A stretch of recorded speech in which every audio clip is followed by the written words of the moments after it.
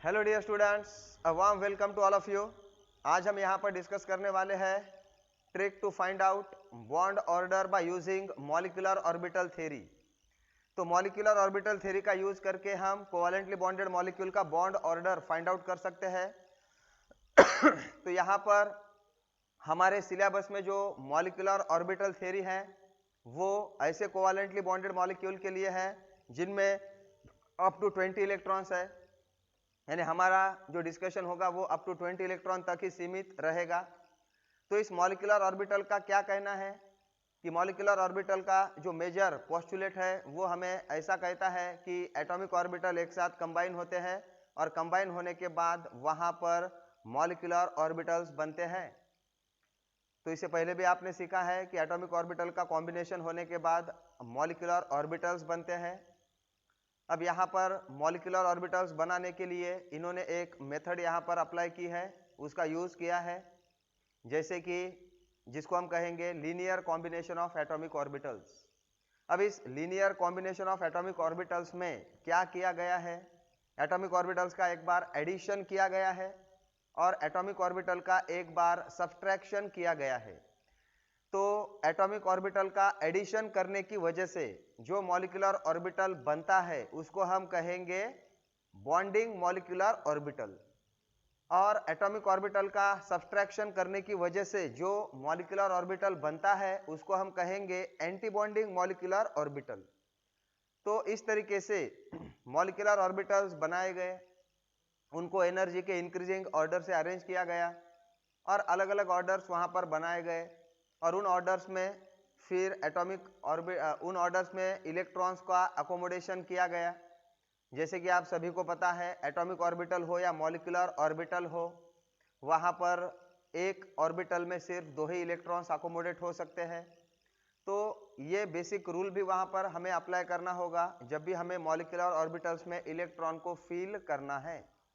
तो ये सब चीजें हमें माइंड में लेने हैं और आगे हम बाद में फिर ट्रिक भी देखने वाले हैं, तो जस्ट स्टे विथ अस। अब देखिए मॉलिक्यूलर ऑर्बिटल्स बनाने के लिए मॉलिक्यूलर ऑर्बिटल्स यहां पर बनाने के लिए एक मेथड यूज की गई जिसको हम कहते हैं linear combination of atomic orbital. अब देखिए जैसे कि 1s और 1s, 1s और 1s इसका एडिशन अगर हम करेंगे तो यहाँ पर सिग्मा 1s ऐसा मॉलिक्यूलर ऑर्बिटल बनेगा जो बॉन्डिंग मॉलिक्यूलर ऑर्बिटल है। तो यहाँ पर सिग्मा ऐसा क्यों लिया गया है, क्योंकि यस एटॉमिक ऑर्बिटल का जो ओवरलैपिंग होता है वो एक्सियल ओवरलैपिंग ही होता है, एक्सियल ही ओवरलैप वो हो सकते हैं, और इसलिए यहाँ पर एक्सियल ओवरलैपिंग की वजह से सिग्मा बॉन्ड बनता है, और इसलिए यहाँ पर सिग्मा 1s ऐसा कहा गया है। 1s माइनस 1s ऐसा अगर हम करेंगे तो यहाँ पर एंटी बॉन्डिंग मॉलिक्यूलर ऑर्बिटल बनेगा, जिसको हमने सिग्मा स्टार का यूज किया है उसे रिप्रेजेंट करने के लिए, यानी जहां जहां स्टार दिखाई देगा वहां वहां वो एंटी बॉन्डिंग मॉलिक्यूलर ऑर्बिटल होगा। Same is the thing we have to apply for the 2s plus 2s ऐसा अगर हम करेंगे तो सिग्मा 2s यानी बॉन्डिंग मॉलिक्यूलर ऑर्बिटल बनेगा। 2s माइनस 2s ऐसा अगर हम करेंगे तो यहाँ पर sigma star 2s as anti bonding molecular orbital बनेगा। अब देखिए अगर Z as internuclear axis है, Z as internuclear axis, ठीक है। अब मैं बात करने वाला हूं P की। P में टोटल होते हैं 3 ऑर्बिटल्स, है ना। P जो सबशेल है उसमें 3 ऑर्बिटल्स होते हैं। ये मान लो Px है, ये मान लो Py है, ये मान लो Pz है। तो Z हमारा इंटर न्यूक्लियर एक्सिस है, तो atomic orbital internuclear axis के अलोंग कंबाइन होते हैं, इंटर न्यूक्लियर एक्सिस के अलोंग ओवरलैप्ड होते हैं।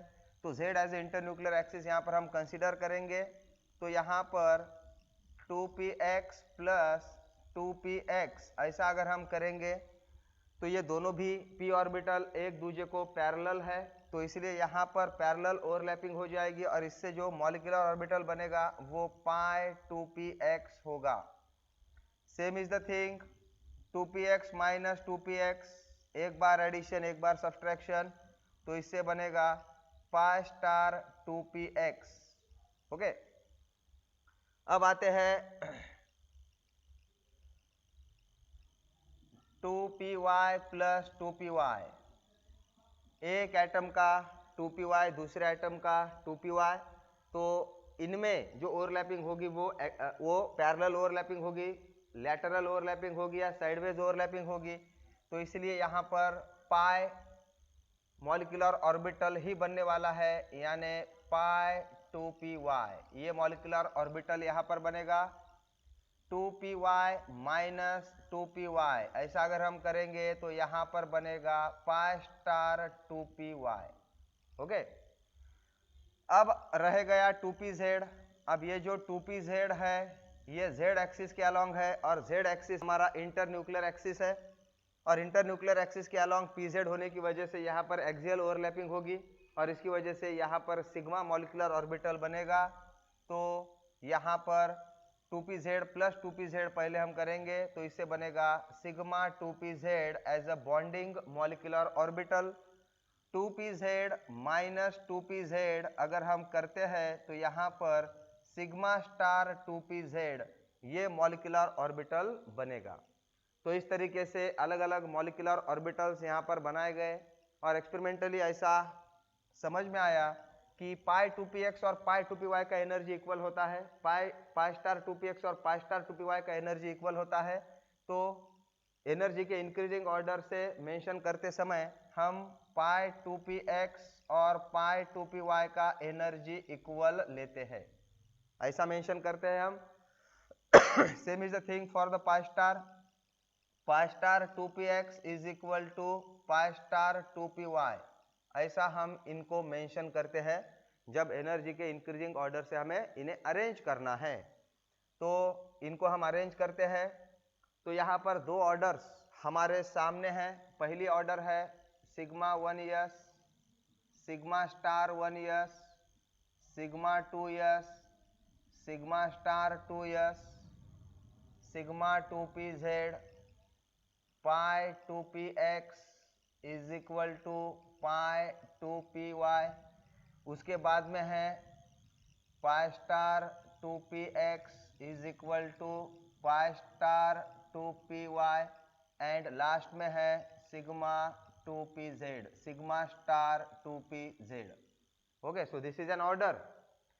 और एक ऑर्डर यहाँ पर है sigma 1s, sigma star 1s, sigma 2s, sigma star 2s, pi 2px is equal to pi 2py, sigma 2pz, pi star 2px is equal to pi star 2py, and sigma star 2pz। अब इन दो orders में क्या फर्क है? फर्क यहाँ पर है कि पहले ऑर्डर में है ना, ये सपोज पहली ऑर्डर है और ये सपोज दूसरी ऑर्डर है। पहले ऑर्डर में सिग्मा 2pz की एनर्जी कम है as compare to pi 2px and pi 2py। दूसरे ऑर्डर में सिग्मा 2pz की एनर्जी ज्यादा है as compare to pi 2px and pi 2py। Okay, यही डिफरेंस है सिर्फ, बाकी एज इट इज ऑर्डर आपके सामने है।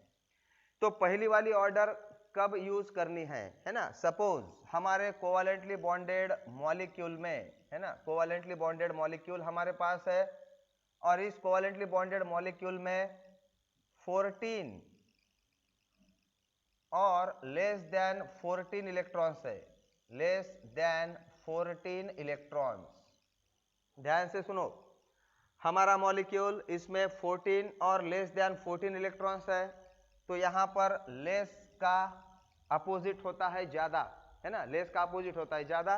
तो इसका मतलब सिग्मा 2pz की एनर्जी ज्यादा है पाई 2px पाई 2py से। तो इस तरीके से आप इसे याद रखो, है ना। तो ऐसे केस में आपको ऑर्डर 2 यूज करनी है, we have to use order 2। क्या कहा मैंने? 14 और लेस देन 14 इलेक्ट्रॉन्स अगर हमारे मॉलिक्यूल में है तो यहाँ पर हमें 2 वाली ऑर्डर यूज करनी है, जिसमें सिग्मा 2pz की एनर्जी ज्यादा है as compare to pi 2px and pi 2py। अगर हमारे पास ऐसा मॉलिक्यूल है जिसमें ग्रेटर देन 14 इलेक्ट्रॉन्स है, ऐसा मॉलिक्यूल जिसमें ग्रेटर देन 14 इलेक्ट्रॉन्स है, तो उसके लिए हमें ऑर्डर यूज करनी है ऑर्डर नंबर 2। ऑर्डर नंबर 2 यानी कि ऐसा मॉलिक्यूल जिसमें ग्रेटर देन 14 इलेक्ट्रॉन्स है, तो वहां पर हमें ऑर्डर नंबर 2 यूज करना है, जिसमें सिग्मा 2p z की एनर्जी कम है as compare to pi 2px and pi 2py। Sorry, order number 1।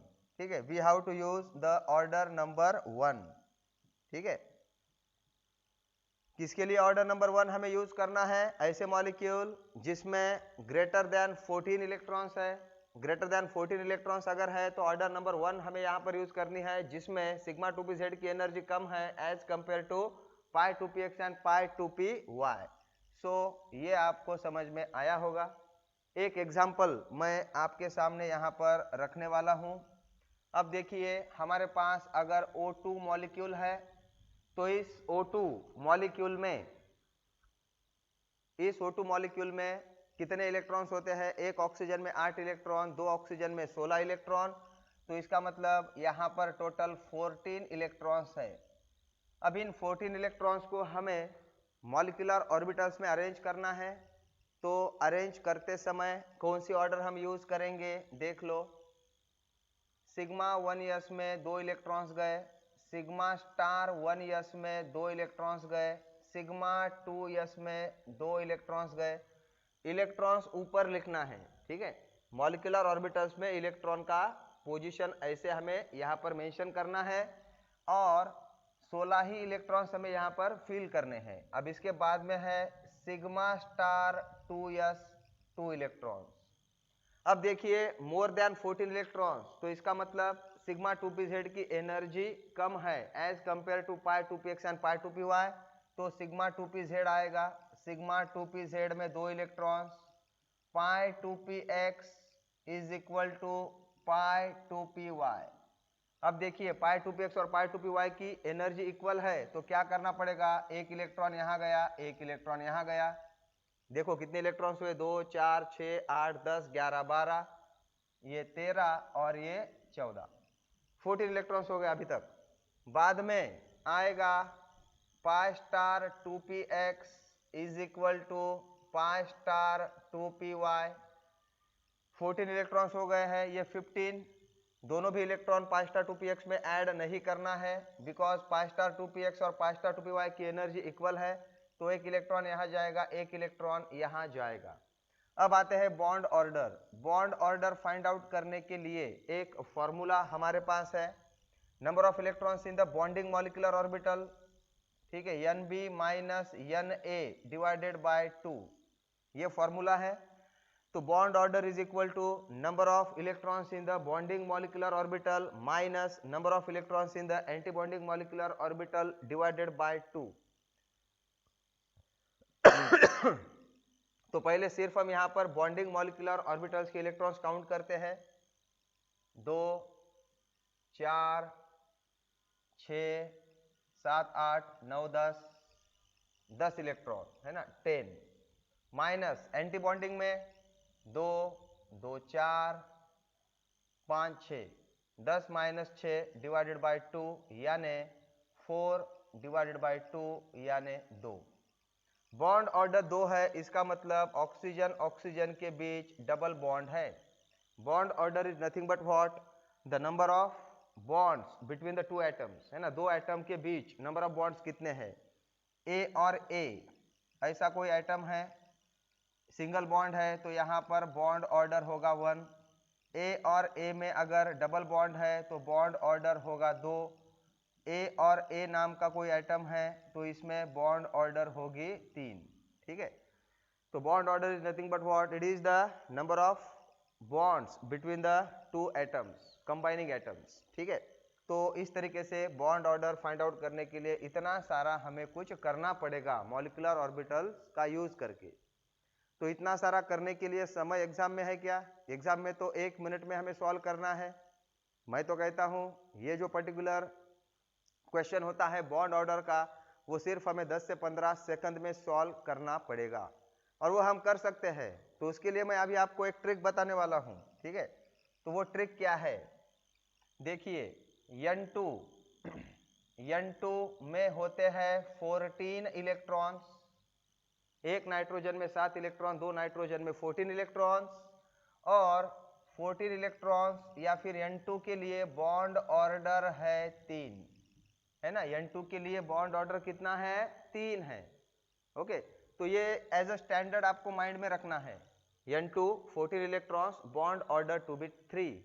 Okay, अब मैं आपको एक एग्जांपल यहाँ पर लेने वाला हूँ, O2- यानी पेरोक्साइड आयन। तो इस पेरोक्साइड आयन में बॉन्ड ऑर्डर कितना है ना। ऐसा अगर आपको विद इन 10 सेकंड बोलना है तो आपको क्या करना पड़ेगा? पहले इलेक्ट्रॉन्स यहाँ पर देख लो कितने हैं, 18 इलेक्ट्रॉन्स। ओके, अब 14 इलेक्ट्रॉन से कितने इलेक्ट्रॉन्स ज्यादा है? 14 इलेक्ट्रॉन से 4 इलेक्ट्रॉन्स ज्यादा है। तो 4 इलेक्ट्रॉन्स ज्यादा है तो हर एक इलेक्ट्रॉन के लिए बॉन्ड ऑर्डर हाफ से कम करना है। क्या कहा मैंने? हर एक इलेक्ट्रॉन के लिए बॉन्ड ऑर्डर हाफ से कम करना है। तो 14 इलेक्ट्रॉन्स के लिए बॉन्ड ऑर्डर 3 है, तो 18 इलेक्ट्रॉन्स के लिए बॉन्ड ऑर्डर कितनी हो जाएगी? बॉन्ड ऑर्डर टू बी 1, तो बॉन्ड ऑर्डर 1 हो जाएगी, है ना। तो क्या कहा मैंने? 14 इलेक्ट्रॉन्स के लिए बॉन्ड ऑर्डर 3 है, 14 से कितने इलेक्ट्रॉन्स ज्यादा है? 4 इलेक्ट्रॉन्स ज्यादा है, तो इसीलिए हर एक इलेक्ट्रॉन के लिए बॉन्ड ऑर्डर हाफ से कम करनी है और तब जाकर बॉन्ड ऑर्डर आएगी 1। तो 14, ये जो 14 है ये स्टैंडर्ड यहाँ पर हम कंसीडर करेंगे। तो 14 से कितने इलेक्ट्रॉन्स ज्यादा है या 14 से कितने इलेक्ट्रॉन्स कम है? इलेक्ट्रॉन्स 14 से ज्यादा हो या कम हो, कितने इलेक्ट्रॉन्स ज्यादा है, कितने इलेक्ट्रॉन्स कम है, तो उसके लिए वहां पर बॉन्ड ऑर्डर हर एक कम इलेक्ट्रॉन के लिए या ज्यादा इलेक्ट्रॉन के लिए बॉन्ड ऑर्डर हाफ से कम करना है, यानी 0.5 से हमें कम करना है। ठीक है, अगर मान लो हमारे पास मॉलिक्यूल, ऐसा कोई मॉलिक्यूल है, ठीक है, उसमें सपोज 10 इलेक्ट्रॉन्स है। हमारे पास ऐसा कोई मॉलिक्यूल है जिसमें 10 इलेक्ट्रॉन है। अब इस मॉलिक्यूल का बॉन्ड ऑर्डर हमें पूछा जाए तो आपको क्या करना है? आपको यह देखना है 14 इलेक्ट्रॉन्स के लिए कितने इलेक्ट्रॉन्स कम पड़ रहे हैं। 14 इलेक्ट्रॉन्स आने के लिए कितने इलेक्ट्रॉन्स कम पड़ रहे हैं? 4। इसका मतलब हर एक इलेक्ट्रॉन के लिए बॉन्ड ऑर्डर हाफ से कम कर दो, यानी यहां पर बॉन्ड ऑर्डर आएगी 1। ठीक है, अगर मान लो आपका कोई ऐसा मॉलिक्यूल है जिसमें 19 इलेक्ट्रॉन्स है, तो 14 से कितने इलेक्ट्रॉन्स ज्यादा है? 14 से 5 इलेक्ट्रॉन्स ज्यादा है, तो हर एक इलेक्ट्रॉन के लिए हाफ से बॉन्ड ऑर्डर कम करना है। तो इसका मतलब इस मॉलिक्यूल का बॉन्ड ऑर्डर आएगा 0.5। अगर मान लो ऐसा कोई मॉलिक्यूल हमारे पास है जिसमें टोटल इलेक्ट्रॉन सपोज 12 है, 12 इलेक्ट्रॉन्स है, तो 14 से कितने इलेक्ट्रॉन्स कम है? 2 इलेक्ट्रॉन्स कम है, तो इसका मतलब हर एक इलेक्ट्रॉन के लिए बॉन्ड ऑर्डर हाफ से कम कर दो, तो इसके लिए बॉन्ड ऑर्डर आएगी 2, है ना। 14 के लिए 3 बॉन्ड ऑर्डर है, तो 14 से कितने इलेक्ट्रॉन्स कम है? 2 इलेक्ट्रॉन्स कम है, हर एक इलेक्ट्रॉन के लिए हाफ से बॉन्ड ऑर्डर कम कर दो, यानी 3 में से 1 गया यानी 2, तो इस मॉलिक्यूल का बॉन्ड ऑर्डर आएगा 2। तो इस तरीके से आप करोगे तो विद इन सेकंड आप वहां पर बॉन्ड ऑर्डर फाइंड आउट कर सकते हो। अब देखिए, अगर आपको ऐसा दिया गया है O2 माइनस और O2 प्लस, और इनको आपको बॉन्ड ऑर्डर के इंक्रीजिंग या डिक्रीजिंग ऑर्डर के हिसाब से अरेंज करना है, तो आपको क्या करना पड़ेगा? तो आपको यहाँ पर देखना होगा, यहाँ पर 16 इलेक्ट्रॉन्स है, यहाँ पर 17 इलेक्ट्रॉन्स है, यहाँ पर 18 इलेक्ट्रॉन्स है और यहाँ पर 15 इलेक्ट्रॉन्स है। तो 14 इलेक्ट्रॉन से कितने इलेक्ट्रॉन्स ज्यादा है या कितने इलेक्ट्रॉन्स कम है? तो हर एक कम या ज्यादा जो भी नंबर ऑफ इलेक्ट्रॉन्स है, तो उसके लिए हाफ से बॉन्ड ऑर्डर कम करनी है। तो यहाँ पर 14 से 2 इलेक्ट्रॉन्स ज्यादा है, तो इसका मतलब इसकी बॉन्ड ऑर्डर है 2। 14 से 3 इलेक्ट्रॉन्स ज्यादा है, इसका मतलब इसका बॉन्ड ऑर्डर आएगा 1.5। 14 से 4 इलेक्ट्रॉन्स ज्यादा है, इसका मतलब इसका बॉन्ड ऑर्डर आएगा 1। और 14 से 1 इलेक्ट्रॉन ज्यादा है, इसका मतलब इसका बॉन्ड ऑर्डर आएगा 2.5। अब इंक्रीजिंग ऑर्डर से अरेंज करना है, तो इसका मतलब इंक्रीजिंग ऑर्डर जिसकी बॉन्ड ऑर्डर कम है उसे पहले मेंशन करना होगा, यानी O2 minus minus is having less bond order than O2 minus is having less bond order than O2 is having less bond order than O2 plus. So this is the increasing order, है ना, बढ़ रही है bond order. Okay, अब यही decreasing order में अगर पूछा जाए तो आप ऐसा लिख सकते हो, डिक्रीजिंग मतलब जिसकी ज्यादा है उसे पहले मेंशन करना होगा, यानी O2 plus is having greater then O2 is having greater then O2 minus is having greater than O2 minus minus। तो ये हो गई डिक्रीजिंग ऑर्डर, कम कम कम होते जा रही है। तो इस तरीके से एग्जाम में सवाल आ सकता है। अब बॉन्ड ऑर्डर का यूज करके हम बॉन्ड डिसोसिएशन एंथैल्पी भी फाइंड आउट कर सकते हैं, है ना। बॉन्ड ऑर्डर अगर ज्यादा है तो बॉन्ड डिसोसिएशन एंथैल्पी भी ज्यादा होगी। तो बॉन्ड ऑर्डर और बॉन्ड डिसोसिएशन एंथैल्पी का रिलेशन कैसा है, डायरेक्ट है। बॉन्ड ऑर्डर और बॉन्ड लेंथ का रिलेशन कैसा है, इनवर्स है। यानी कि बॉन्ड ऑर्डर अगर ज्यादा है तो बॉन्ड लेंथ कम होती है, बॉन्ड ऑर्डर अगर कम है तो बॉन्ड लेंथ ज्यादा होती है। तो इस पर कुछ भी कैसा भी सवाल आ सकता है। आई होप आपको यहाँ पर ये वीडियो पसंद आया होगा।